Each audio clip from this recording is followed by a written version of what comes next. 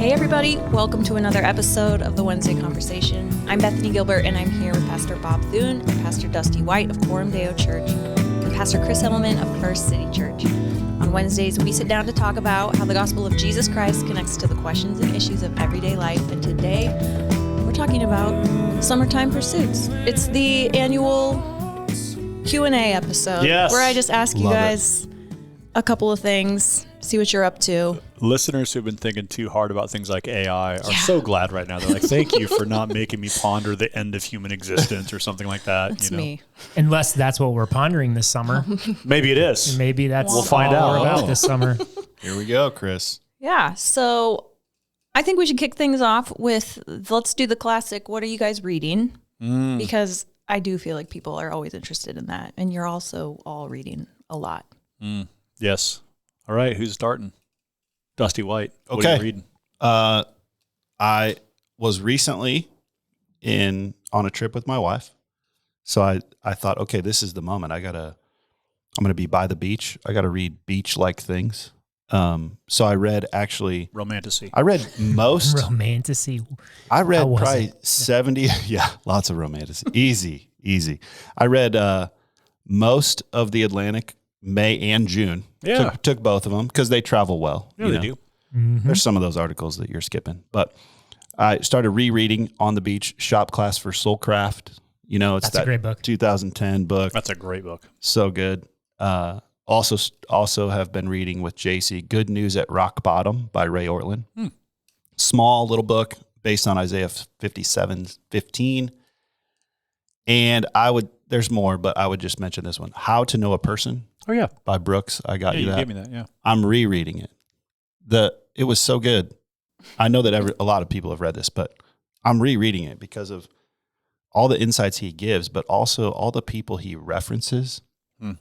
It's one of those footnote books where you're like, if I had the time, I would go read all of these too. But so there's a few. There's more. Praying Like Monks, Living Like Fools by Tyler Staton. Also reading that on prayer. Oh, yeah. I've heard of that book. I don't know much about it. The reason I got that, I didn't buy the book. We have one of those little library things in our neighborhood. Oh, yeah. And it was in there? And my 10-year-old daughter brings it to me. She goes, Daddy, I thought this looked like a book. Do you have this book? It looks like a book you would like. That's awesome. And I was like, oh, I've heard of this book, but I haven't read it. Thanks for grabbing it. So That's awesome. free from the neighborhood. Chris? So, what have I been reading?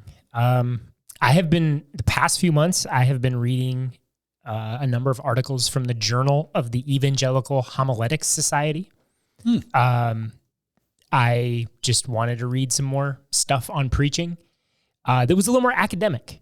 Not necessarily, and some of the stuff they talk about is a little more practical, but just some, what are people who have PhDs and who think about preaching at maybe a higher level, academic level, the philosophy and theology of preaching and things. And so I've been enjoying it. It's a pretty accessible journal. I think the articles are largely well written, so that's been fun.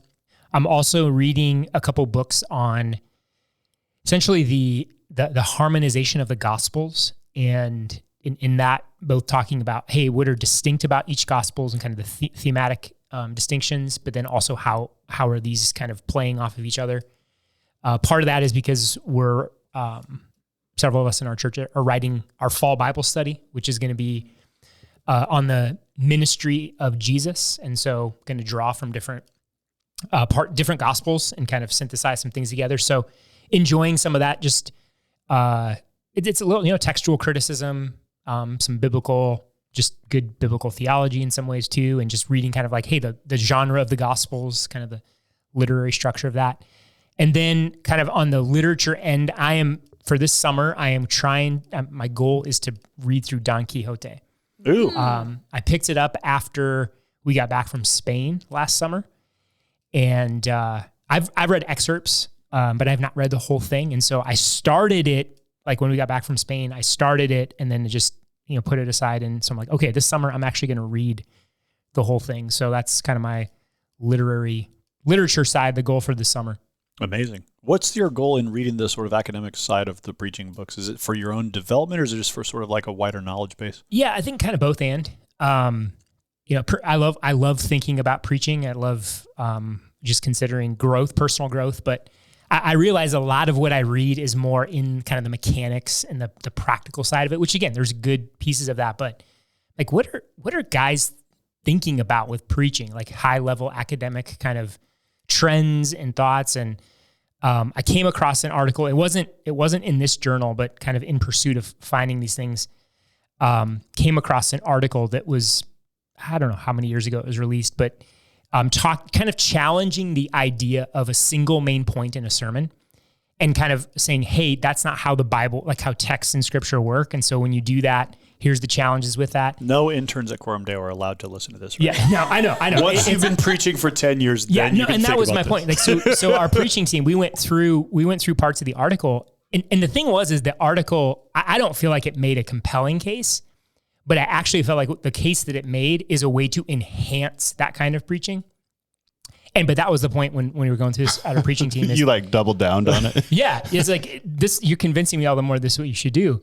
But it's like, if you're going to break the rule, you first have to be good at the rule. Yeah, right? exactly. And so, yes, you have to be preaching, nail this first before you can start tweaking it. And so that kind of came out of that discussion. So, man, Chris, that's really cool that you're taking something that's already your craft that you're good at and trying to just read more deeply in it. That's encouraging. Yeah, it's very life-giving. I realized this too. I was like, I'm a learner. And so sometimes just taking in that information, it just kind of rejuvenates, because preaching is also a grind. Mm-hmm. And so I feel like that this is actually given a little more pep just in my preparation and kind of energy for preaching. So it's been fruitful. I am doing super nerdy things. Mainly, I decided I want to try to read deeply in a couple authors. So I made a goal for myself that I want to read everything Richard Lovelace wrote, which isn't very much stuff, but all his interest is in the area of renewal. And so he's such a knowledgeable voice in that area. And I think he wrote a total of 4 books. So, and I've only read one of them. I've read Dynamics of Spiritual Life, which I've referred people to for years. But he wrote a book on Cotton Mather. That his doctoral dissertation at Princeton was on the American pietism of Cotton Mather. So I bought that one. It's out of print. You can only buy it used. So I've already read that one. Was it like $300? No, it was actually like $3. Oh, okay, good. Because who wants to read this? Yeah. No one except me. Yeah. So I got it super cheap. It was a fascinating read to see Lovelace's thinking about that, but more importantly, to realize, this is the colonial New England part of American history I don't think very much about, nor do really many people, because we sort of imagine, especially with the success of something like Hamilton, we're into the founding father era. We all think about the Revolutionary War and the 4th of July and the Constitution and the Bill of Rights and the first presidency. All that stuff is like very stuff we think a lot about. But it's interesting to think about colonial New England, Boston in 1700, which is when Cotton Mather, he was one of the first congregational ministers in Boston. He was instrumental in finding inoculation against smallpox. He was instrumental in the Salem witch trials, defending the Salem witch trials, which he's very pilloried for later in history. But he's just an interesting figure, and it's an interesting season in American history. It's back when really the Great Awakening and the Puritans are defining what America is. New England is very much an explicitly Christian kind of place. There's a lot of optimism about the future because everybody's like, it's a new world and it's a new start. And, you get a really interesting picture of colonial New England. But anyway, so I read Lovelace's stuff. I'm also trying to read deeply in Alistair McIntyre, who just passed away a few weeks ago at the age of 96. He's probably the most important philosopher of the last 100 years. He's written a ton. He's hard to read because he's super intelligent. And so you realize, like, this guy's read, of the people this guy has read, I have read maybe 10% of what he's talking about, But he's so important in specifically the philosophy of ethics that I felt like I want to read more of what he wrote. And so I'm working on a couple of his books right now. So I'm sort of trying to go deep in Richard Lovelace and deep in Alistair McIntyre. And who knows whether that will have any particular connection to what I do when it comes to preaching and writing, but I enjoy just sort of like getting inside the mind of a thinker and trying to understand what are they working on and what are they seeing that I'm not seeing, and what work are they doing to try to connect this to their world that helps me do the same thing in my world. So that's what I'm reading. Also, you'll probably talk about this later down the road, but just give us a quick tease on the thing you did for TGC on freedom and that. Thank you. That required some reading and thinking. Yeah, thank you. I flew to New York a few weeks back to film a short film project on the cultural narrative of freedom. I've tried to explain this to people, and I don't feel like I'm doing a good job explaining it, because I talked to someone on the phone today, and they're like, yeah, I read that thing you said, it sounds real heady. And I was like, oh, then I'm not explaining it well. Basically, when Tim Keller passed away, he was doing some work on trying to articulate what are the major cultural narratives of modern Western culture. Think about like all the things we have said that kind of started with James K. Smith, and when he started thinking about cultural liturgies, things that form us. So James K. Smith was focused on things like stuff that we do that forms us, like when we put our hands over our heart, when we say the Pledge of Allegiance, or when they play the Star Spangled Banner. There's a certain thing that we're doing there that's kind of liturgical. Keller's interest is more in what are the stories our culture is telling that just sort of we take them for granted. There's a certain view of freedom. There's a certain view of justice. There's a certain view of independence. There's a certain view of happiness. So he had defined these 6 or 7 cultural stories that he felt like our neighbors are mostly shaped by these 7 narratives. What could we do to try to pull back the curtain on those narratives and show how they shape what we hear and what we see? So the Keller Center is trying to do some work to take that work that Tim had done in a sort of rudimentary way and bring it to some kind of fullness in a way that can help the church. So, one of the things we're doing is filming a video curriculum that will be for, youth ministries, small groups, churches, where the idea is, hey, let's watch a 10-minute video on this cultural narrative, and then how does the gospel critique that cultural narrative? Where does it affirm it, and where does it critique it? So I was tasked with the task of, hey, take the cultural narrative of freedom, Bob, and write us a 10-minute script, and then come and record. You can come and do the work on camera to talk about it. So over the past 6 months, I've been working on that project. I had some help on our team from Aaron Maddox and Kevin Huddleston to just help think through that cultural narrative and put some language around it. I took that and refined it, got it into a script, and then got to go film in New York for a few days trying to just talk about this. So the idea is when you watch this, Dusty, you will see me on the screen helping you think about, hey, when we as Americans talk about liberty, there's a certain set of things that we think that means. And here's where that breaks down. And here's how the gospel would both subvert and fulfill that narrative, right? So there's ways in which the gospel subverts our American understanding of freedom, but actually it's the gospel that fulfills that in the fullest way. So as I describe it, it can sound a little bit intellectual, but the finished product, hopefully the average Christian will watch that and go, okay, yeah, that makes sense. Like I see how I have inherited a certain understanding of freedom because I live in a world where we fly the American flag and we have the Statue of Liberty, and we talk about, the land of opportunity and so forth. And I want to understand how the Bible's vision of freedom is a little bit different from that. Yeah. It's a 10-minute video. A lot of work went into it.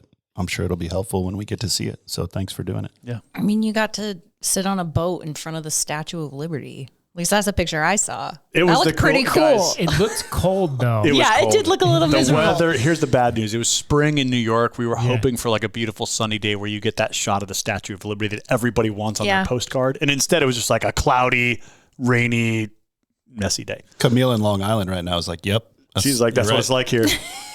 But but to your point, Bethany, the producer, the guy who was in charge of directing the videos, was like, hey, my plan was we just take the ferry to the Statue of Liberty and we film this while the ferry is on the way there. But he said, then I realized you're on a ferry with 300 other people and it's going to be it's going to be hard to like capture the stuff we need on a ferry. So he said, instead, I just chartered us a boat. Wow. As you do. So we were with this boat captain named David, who's the coolest guy ever. And he just like drove us out on the harbor on his little boat and just like parked it there, you know, in front of the Statue of Liberty. And we were like bobbing up and down on the water. And then we filmed this video, and like over my shoulder, you just see there's the Statue of Liberty. It was really cool. And what you won't see on the video is that the ferries kept going by like every 5 minutes, and they would make these huge waves. Sure. So literally there's parts in the video where the boat was like almost turning like 45 degrees both directions. And I was like holding on and trying to like talk to a camera at the same time. It was very, You don't get seasick, do very you? crazy. I do not, Okay, thankfully, because good. it was I would have rather not survived. Yeah. Okay, what are you guys thinking about? Woo. Wow. That's a big question. What am I thinking about? So many things, Bethany. I don't know if I can share all the things that I think about. Dusty. What are some things you're pondering? I mean, I'm sitting here with two very thoughtful, thinking kinds of guys. So I'll go first and be short. I'm pondering two things, okay? One of them is I'm curious to see what resiliency looks like in the next generation. And what I mean by that is like, my son is 16, and I'm curious what he and his peers are going to look like when it comes to grit. And especially in light of the new, you know, the Quiet Revival stuff. And my first thought when we read the Quiet Revival, you know, pamphlet, I guess you would call it, document, was, okay, this is beautiful and wonderful, but what is, when this generation meets opposition, especially in their faith, what's it going to look like? So I'm curious about that. I mentioned that I was on vacation with my wife, and we had this very deep conversation about body contouring. Okay. Now here, I did not have that on my bingo card. I'm sure you didn't, but let me just mention it. Deep conversation, not just a conversation, a deep conversation. And I need to preface this whole thing with, like, if you've had body contouring or desire it, cool. We're still friends. I love that. I'm not making this a moral thing. Is that a new way of saying plastic surgery? That's my way of saying, I think there's a lot of different ways to enhance your body. Gotcha. And so it's a junk drawer term for me to say. Okay. Yeah, to say plastic surgery, or probably a number of things. Who knows? Yeah. My point here is, we had this conversation about, we're on the beach. Okay. So you can use your imagination on what I mean by body contouring, but use it in a holy way. And my point is, what's it going to look like for Christians over the next couple of decades when it comes to accepting the body that the Lord has given them?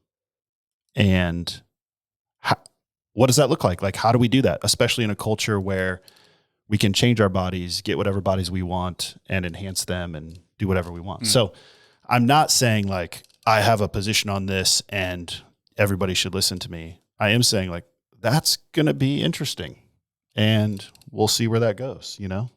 So I was thinking about it. I was like, well, this is weird. Like, what's it look like to be a Christian in this particular day, especially when women, Bethany, are just getting onslaughted with, hey, you don't like this? Tweak it, change it, do your thing. Yep. So two things I'm thinking about. One, and we've talked about this on the podcast, is kind of the vibe shift that is going on in our culture. To what degree that's happening. Olivia Grant said I can never use the phrase vibe shift again. Okay. Well, just to call her out, because I like the phrase, but she was like, hey, cool. You guys have said that so many times. I'm just putting a moratorium on it. It's just overused. Yeah. She feels it's overused, but I don't know. It's a good way to describe whatever it is that we're talking about.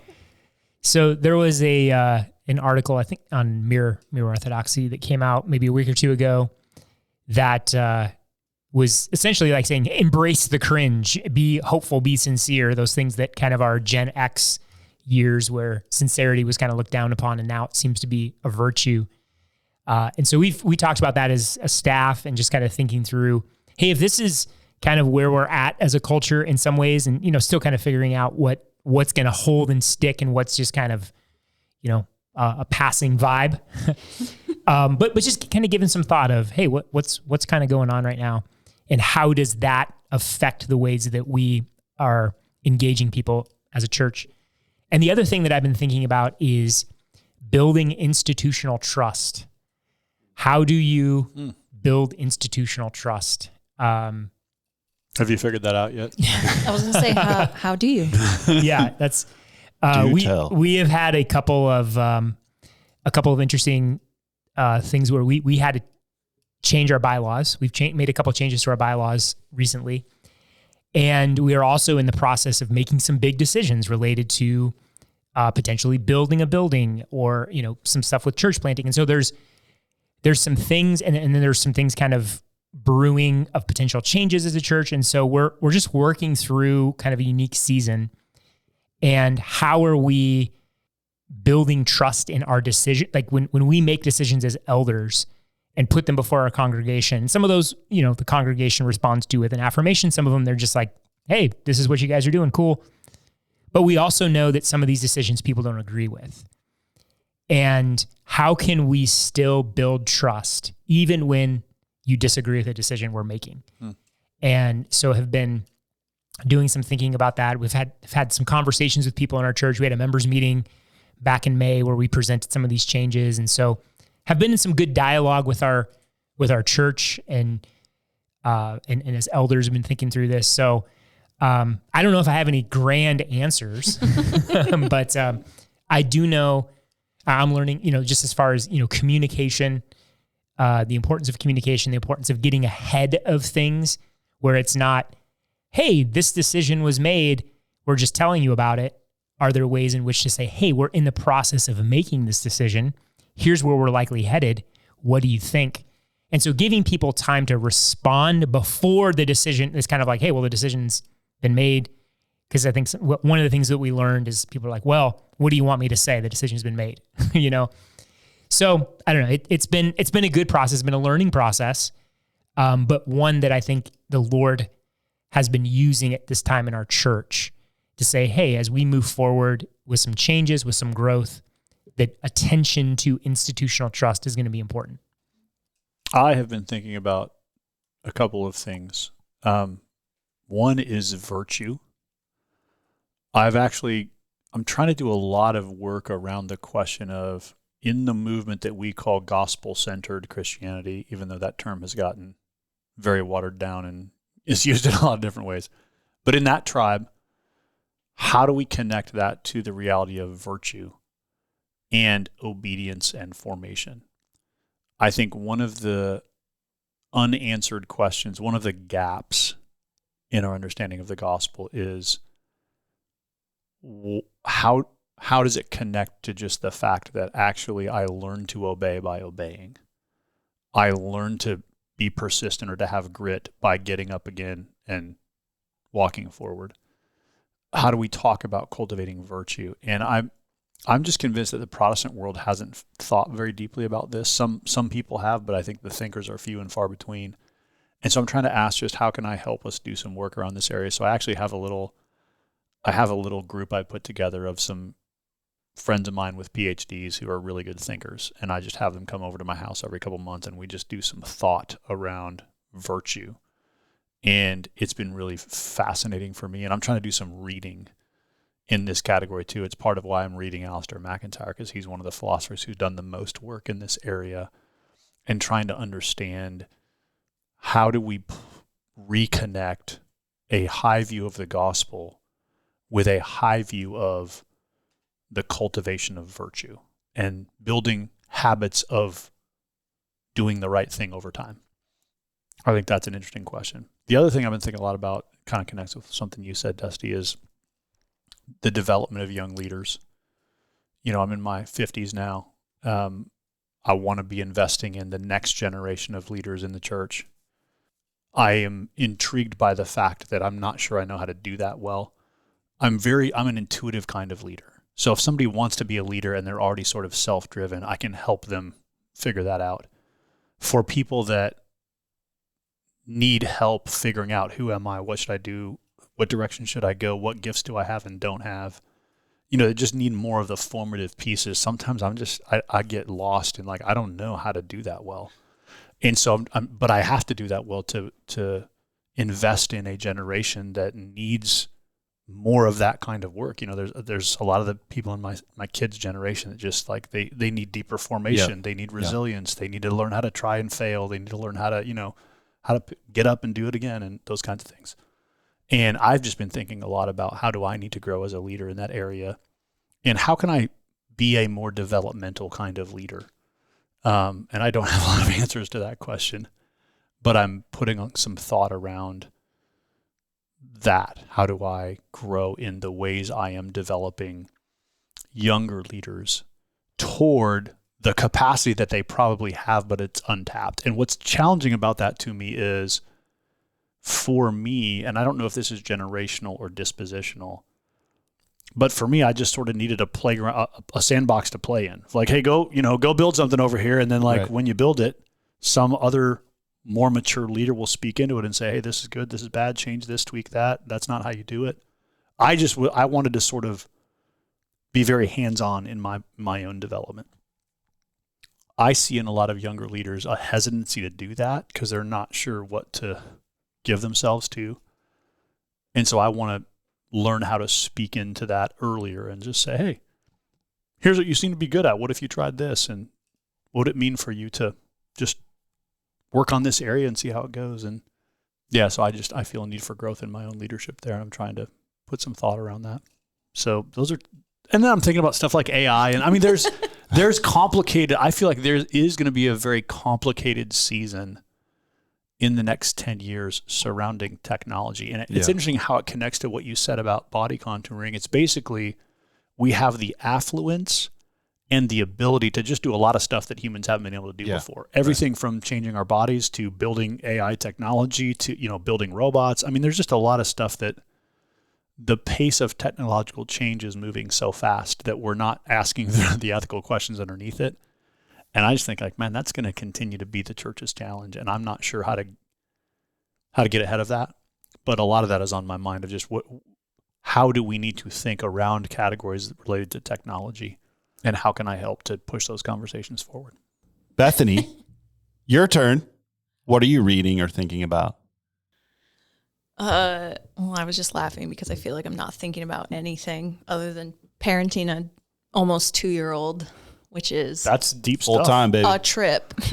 That's deep stuff. It's a trip.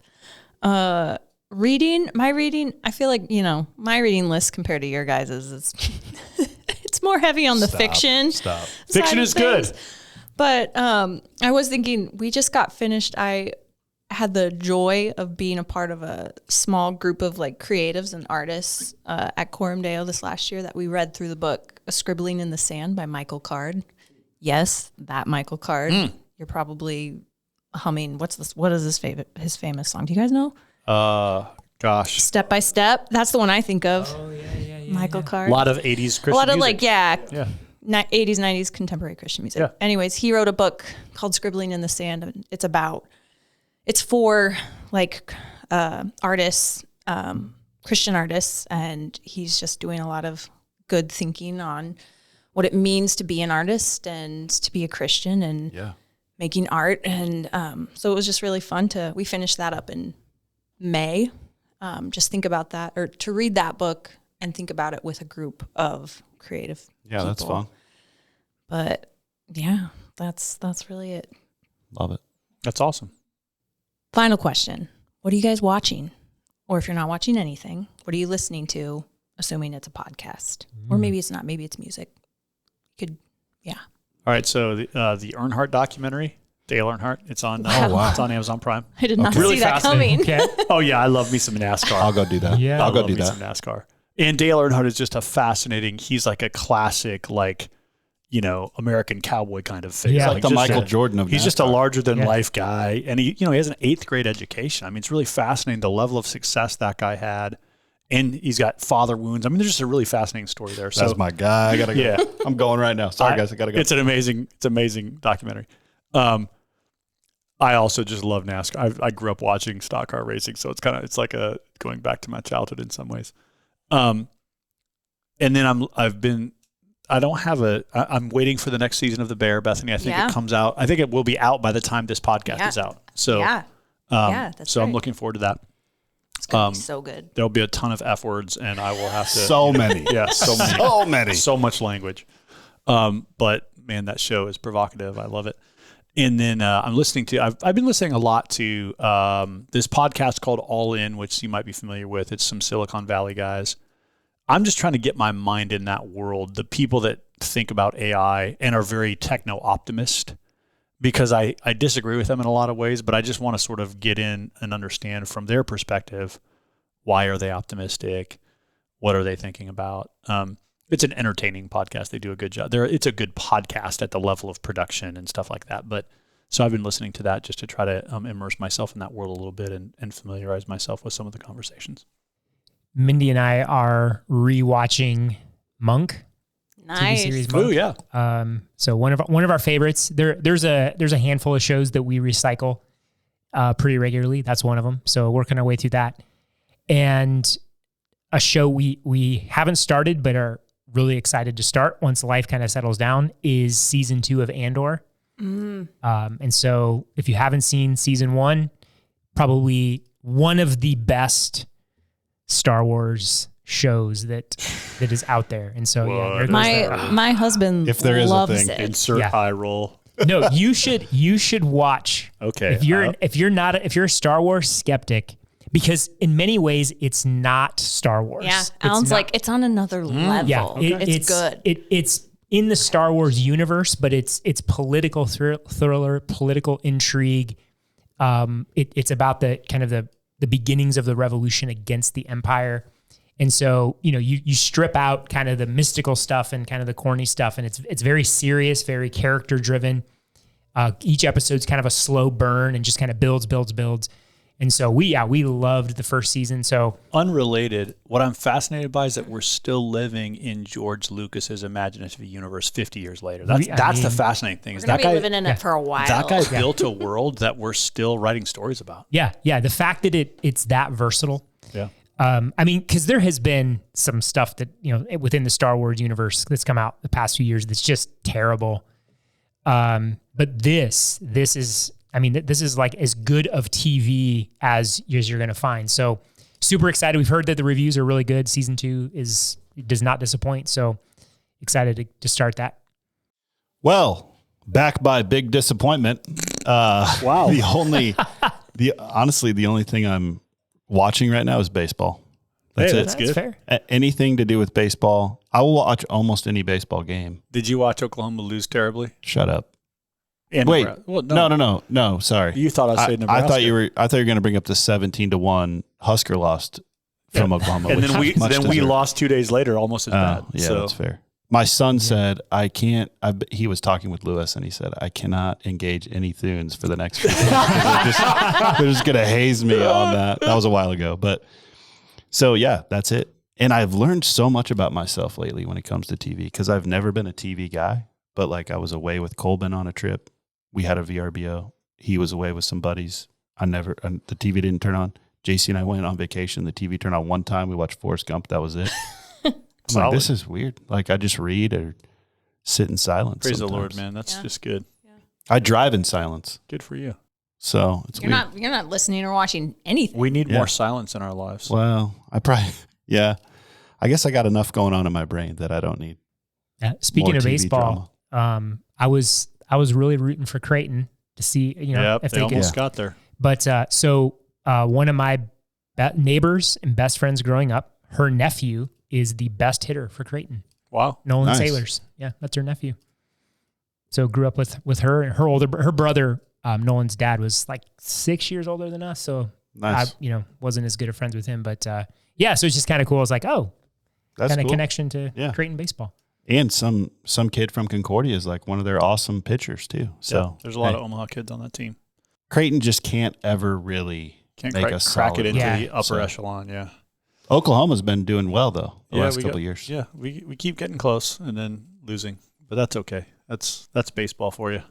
I just loved that it started off with all these SEC teams, and now they're down. People are like, "Man, there could be 6 teams at the College World Series from the SEC," and now at best 3 maybe. Yeah. It's like, guys, the SEC hype is every sport all the time. It's just like whatever. Yeah. It's like we're the elite.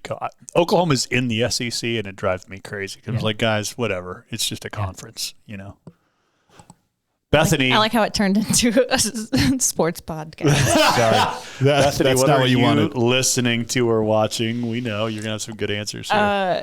Honestly, though, I haven't been watching much. I'm like thinking, is there anything good? my husband and I, Chris, we rewatched Rogue One recently, and I was like, that was a great movie. I love that movie. The only thing I could really think of that like I would feel like captured me recently was the show Severance, which yeah. I would love to talk to anybody who wants to talk about it. I will talk to them about it. I watched the free episode to see if I wanted to pay for the Apple TV Plus to watch the rest. And I was like, you said no? They didn't sell me. I was like, it was interesting, but not enough. Because you got to watch the whole... Oh. Yeah. Okay, so I just said I don't watch TV, but I do remember getting like 3 or 4 episodes deep, which is a lot for me. Yeah, you got to keep going. You got to keep going. Yeah. It's so good. Season 2 came out back in January, and there was a group of us here at Coram Deo who may or may not have a Slack channel dedicated to theorizing about Severance. Hey, we're going to tighten up our Slack policies around here. Put that on your list. Who's managing that? No, it's great. We all got together and watched the finale together. It was awesome. But yeah, it's just a good thriller type show to watch and think about. It's kind of crazy. Hey, speaking of summertime, I just want listeners to know, since the 4th of July holiday is around the corner, we are going to take a couple weeks off of the podcast because everybody's doing various things, traveling and whatnot. So we will have a couple weeks off. So you'll see a couple weeks in your feed where no new Wednesday conversations come up. So this is your chance to catch up on past episodes. I think it's only a 1-week break, maybe a 2-week break. So it's not going to be long, but we are going to take a little bit of time off over the 4th of July holiday. So just wanted to mention that so that you're not confused when you're like, wait, is my iPhone not working right? Did someone forget to upload the podcast, etc.? Nope, we just didn't record one. Gives you plenty of time to think about what kind of snacks you're going to there it is. bring. That's the truth. That's the truth. The goal of this podcast is to equip our own church for discipleship and mission. So if you're a Christian or a church leader in another context, thank you for listening in. We pray that this conversation might be helpful to you as you minister in your context. We love to hear from listeners, so if you have thoughts, questions, or future podcast topics, send an email to podcast@cdomaha.com. Thanks for listening, and we'll see you next time for another episode of the Wednesday Conversation.